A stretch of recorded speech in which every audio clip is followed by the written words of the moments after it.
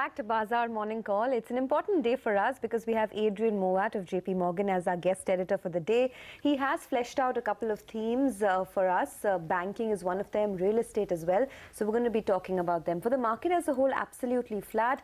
It's stocks like Eicher Motors that are topping the charts today, almost at a new high there for Eicher Motors. But let's talk about the real estate space.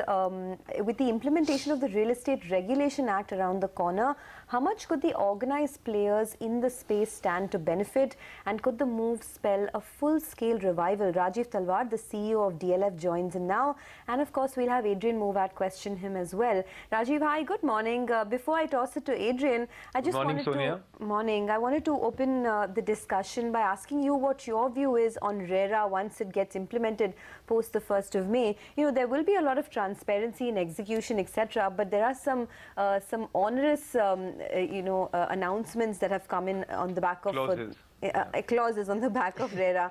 So tell us, what is your view on how the industry could take it as a whole? I think the industry is taken up as a very positive measure. First of all, let me wish you a very good morning, to your viewers, to Adrian as well as Lata. And then to come to the question on RERA. Yes, any regulation in any sector is probably well-intentioned. But we were, of course, quite keen that instead of having such an onerous regulation, so many causes, including imprisonment, I think a simple one-line order, if the government had given that, yes, you cannot sell any residential apartment in view of our past experience of a decade without completing it first, or at least completing the structure, I think that would have taken care of it. But with all due humility and respect, any regulation is better than no regulation. But subsequently, licensing needs to go. Otherwise, it would be an over-regulated sector. Adrian? Rajeev, how do you see this new regulation changing your business model? Actually, Adrian, I hope you were in touch with DLF on various other counts, I hope.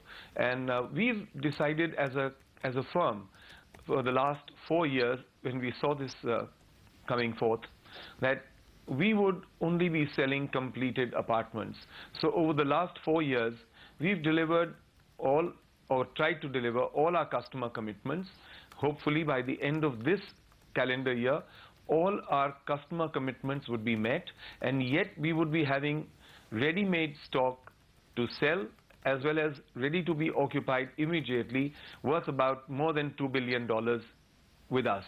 So in all, I think we all will change to a model which will not merely promise on paper and then find the route a little cumbersome, but with RERA coming in and laying down, stipulating that you can only announce a project after all clearances have been obtained, I'm certain that there would be a 1 to 2 year gap between any new launches, because all builders will have to take all approvals, all clearances, land title within those 2 years would be very clear.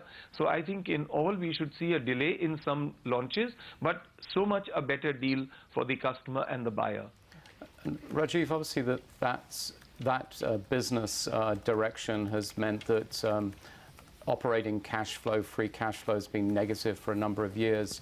Do you think that now that the adjustment's been made, that the real estate industry can move to a better free cash flow position?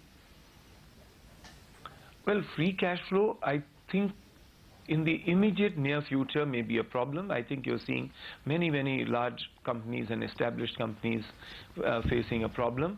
But overall, yes, with realizations getting better, when apartments have all the clearances, their construction schedules would be online, and plus with better value realization of completed apartments, I'm sure that lots of companies which change their business model and are able to adapt to new regulation will find it easier in the future, but I'm not so sure in the next year or 3-4 quarters.